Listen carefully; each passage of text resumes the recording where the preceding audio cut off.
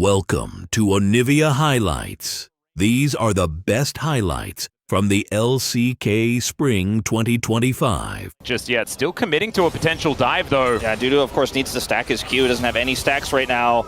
Oh man, this could be really problematic. Let's see how he does manage to do this, as Doran actually tanking the turret, has to flash to get out of the way, and Dudu has survived for now. But now it's going to be Ona starting this one off. Can he actually tank this effectively, as the answer is no.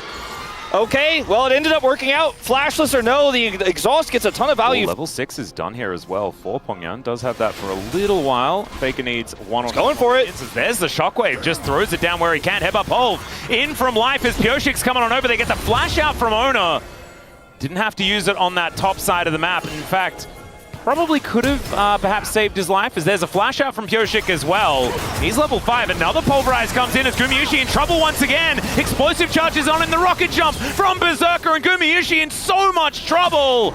There's the battle dance as we've got the flash through from Pyongyang, and Pioshik takes down Guma. Headbutt to push Carrier back as well. It is going completely ballistic here, and it's DNF that are getting all of the value. Looks like Pioshik gonna let his former team just get himself over the wall pretty comfortably. I think he did actually have his flash available, but just didn't want to take unnecessary damage.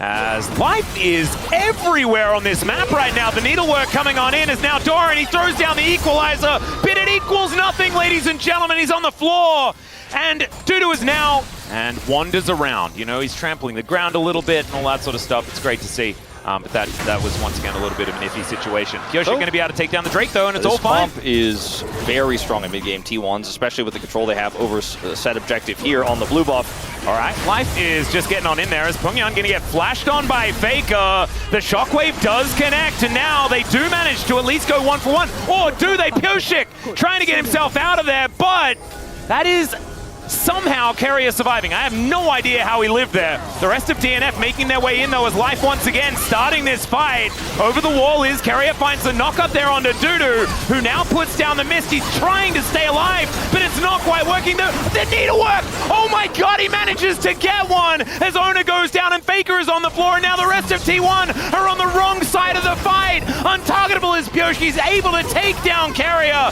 and now Guma with no friends left has nowhere to go. And they save the turret. Doran's getting the turret. I don't know whether they're going to be able to save it, as he takes a lot of damage from the turret and Pyongyang, as now he's going to try and cook him, and there he goes. Oh, Pyongyang, no flash in this exchange, can't get away. Thought he had the damage. The top lane here, and Doran already has a ton of heat built up. Takes a lot of damage here from the turret, but once the turret is down here, he's like, all right, I win this auto fight. Sure, your autos are ramping, but mine ramp as well. And I think if Pyongyang didn't cancel... So despite there being that big scuffle, the kerfuffle, DNF being able to win out there, Doran was able to equalize it, grab himself a turret, and first turret blood actually went over to T1 as well. Objectives, so it's about setting up for exactly that. And speaking of setup, that's what they're doing here to Dudu, as over the wall goes Ona, and they look to just take down the turret immediately. The knockup does connect, and now Dudu's going to try and get in there. I don't know about that one, as Doran's already flashed away. Huge pulverize as the Gwen does go down, but the equalizer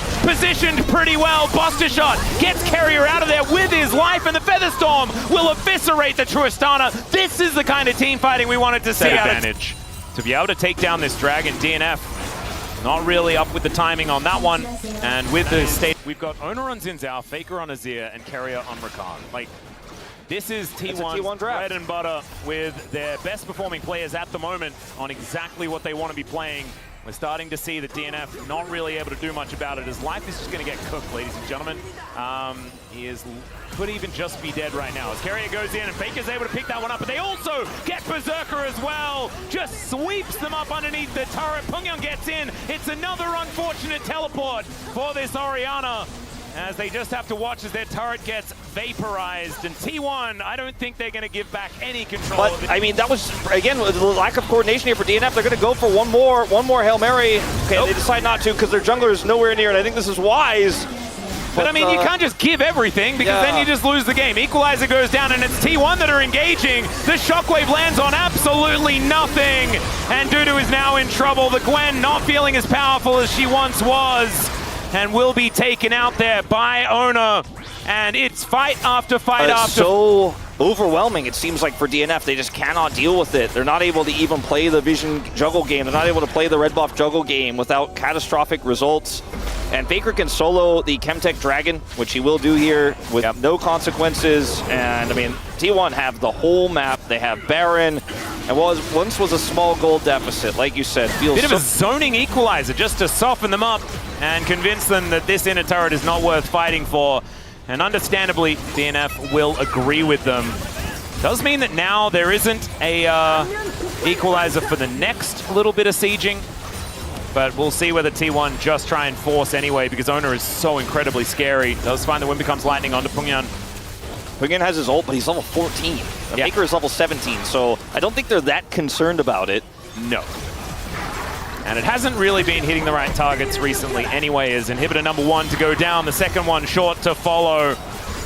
And DNF, I mean, they didn't look like they had much of an idea in the first few fights. I don't know whether much has changed now, as Pioshik deciding to dive forward, does get the stopwatch out of Doran here. He does break his arm guard, but he's very close. You don't have enough Fury ult. Yeah, and Faker and Carrier are just looking for their opportunity to scoop someone up.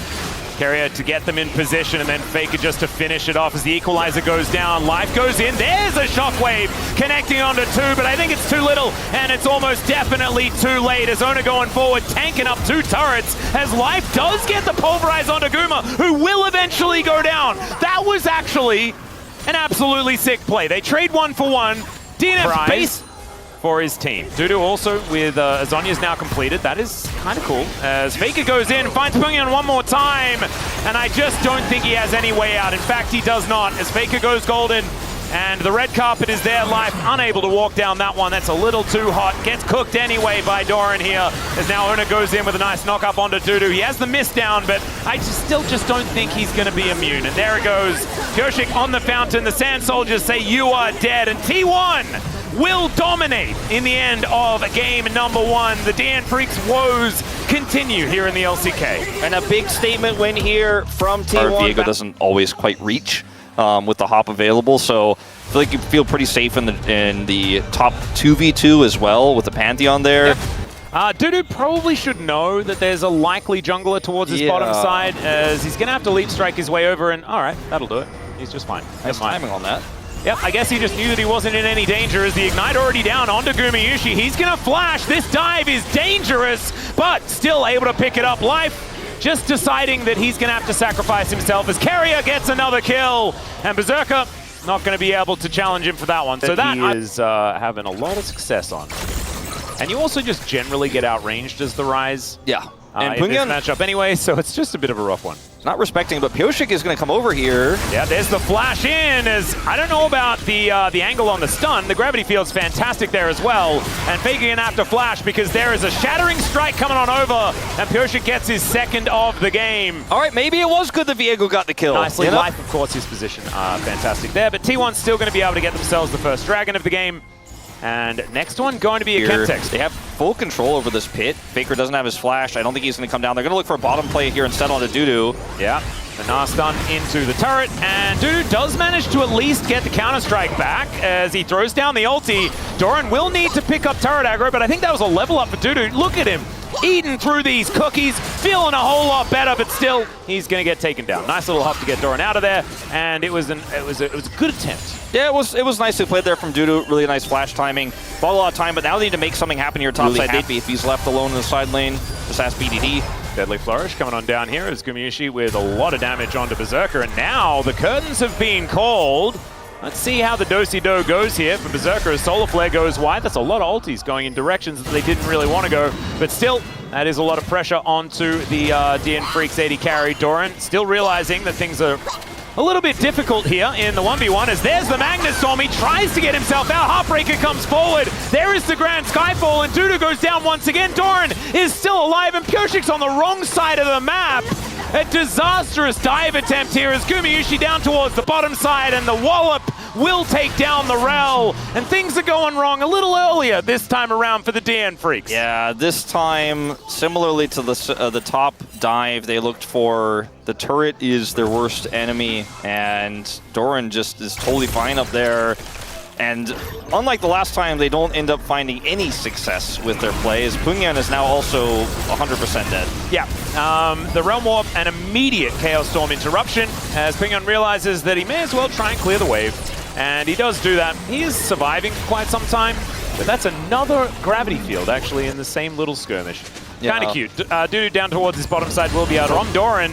And he just wants to finish this one off, but there is no wave, so he takes a turret shot for fun. And Carrier, he's going to turn up. Solar Flare doesn't connect. The Rel is in the area, but Dudu is still going down incredibly low. Good Shattering Strike there just to get him out. But now Pungyan having to deal with some attention on the top side as the stun comes through, and Pyosik not going to be here in time.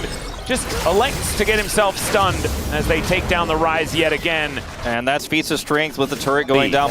It's such a frustrating game to play out here, as it looks like DNF will at least get this Dragon back, trade it for a 1-for-1. We'll see what the Soul is, as it's not going to be Chemtech 2 games in a row, so at least that's a thumbs up for me, but...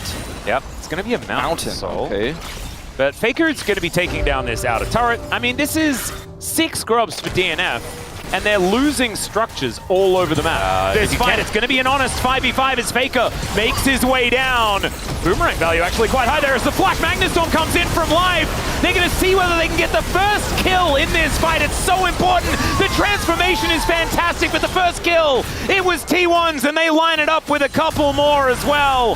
Now the curtains are being called. The Grand Starfall comes down, and Berserker, I don't think he's winning this battle against Owner, as Owner may actually get taken out here as Pungyan's over the wall, but instead he just flashes his way out of there. And T1, they only sacrifice Doran and they take everything. Yeah, Doran also played the fight out incredibly well. You mentioned the transformation and tanked so much in the early part of the fight. No resets for Pyosik, no angle to pop off on this Viego.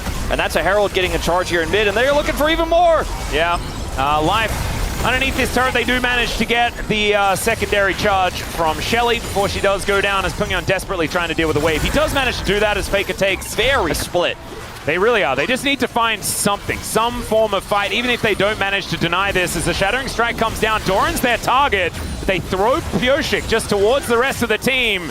And Ona just left there to deal with this Otacon. Very happily does so because he's under no threat. As and then they take the Otacon and walk away. It was just, you know, it was not that interesting in terms of the actual fight breaking out and kills going over, but the map. And nothing that Pyosik could do, no angle to be found there, and in fact, he's able to stop these backs with that Crush Gnar combo. Now the Starfall comes in. Pyosik not going to be able to save this Rise, who had his flash removed earlier on. So that is just a very, very dead bald blue guy. You see the, preemptive angles there. Doran stops the backs, so it looks like, oh, a bit of a whiff there from Doran. No, not true. He stops the backs, and then they have the Starfall follow-up. They isolate the Rise and take him out. As Duda will pick up some bounty gold here in the first turret of the game for them, but it's in trade for an inner. And T1, I don't think, are feeling too bad about it. With 6 grubs, though, Dudu, if he gets enough time, might be able to take out a second one here. Yeah, if Faker's going to go respond. If we disable the minimap of T1, then maybe, if Dudu is ignored for long enough, he can get a wave towards the Nexus. Faker just comes over and says, well, that's the only turret you're going to take. And, okay. Well, Owner has found Life, but there is, Life's kind of into that, as Berserker just going to throw a bunch of autos into, okay, does he just win this? Oh god, Owner is so scary. There is 990 gold going over to Pyosik once again, as the Deadly Flourish comes down. Carrier could be dead. The resets are starting to come in, but perhaps the curtains have now been called. Dudu going to soak one of them, Pyosik soaks another as he heartbreaks his way out. So that's all they're going to get. Ult, so he might get interested. Yeah. Flash is back up here for Pungyan as Doran taking a lot of damage. Zenith Blade doesn't quite connect there as Carrier's the one tanking, but Pungyan's still dead. Oh dear, the wallets be heavy. They certainly do, and with a very easy to set up follow-up there with the Leona tanking the turret. It's just as simple as that. And now Doran does have TP if he had to join this Baron fight. I don't think he's that interested, though. I think he just wants to push this bottom wave in and start to then threaten there. As Life and Pyosik do show up, but it might be too late. Faker pulls off 4K on the Baron, and I just don't think there's any in here. Nope, and Pyosik just backs away. They see the Chaos Storm, as we also defend here as Pyosik as well, looking to try and put out fires where he can. It's a 4,000 gold lead in that top lane.